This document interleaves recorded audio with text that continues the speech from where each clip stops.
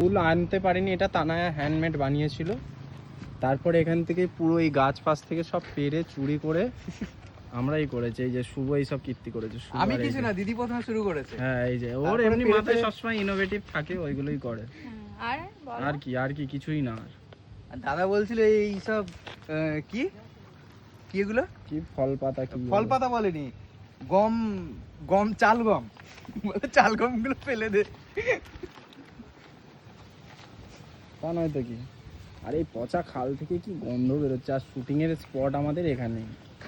আর এই যে এই বাইকটা নিয়ে শুটিং হবে, বাইকটা নিয়ে কি করেছি দেখো বাইকটার অবস্থা গাইস, আমি কি বলবো।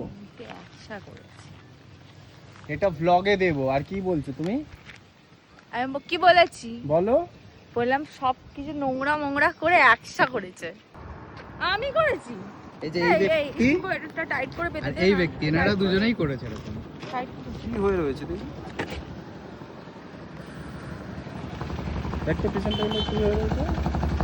কিছুই তো হয়নি, তোমার মুখটা গরম করলি। তুই টাইট করে বেঁধে দে তো। আজকে এই ভিডিওটা বানাচ্ছি, এই ভিডিওটা এটা একটা কপি ভিডিও গাইস, আমি বলে দিলাম, কারণ আমরা কপি করি না সচরাচর, আমাদের নিজস্ব কন্টেন্টই করি। কথা ছেলেদের মতন বলো। কি ছেলেদের? তা আমি কার মতো কথা বলবো? তুমি মেয়েদের মতন কথা বলছিলে। আমরা সচরাচর কপি হ্যাঁ করি এরকম না। ভাবে তুমি বলছিলে। কপিটা করতে হয়েছে। তা না, রোদে আসো, রোদে আসো, তা না রোদ দূরে আসো। কোয়ালিটি দিচ্ছে গাইস, আইফোন 17 প্রো কিনলাম, কি কোয়ালিটি দিচ্ছে। না রে ভাই, 16 ছিল, 16টাই আছে। এই তুই সবসময় সত্যি কথা বলিস কেন রে? ভাই চিটিংবাজ বানিয়ে দিলি তোরা।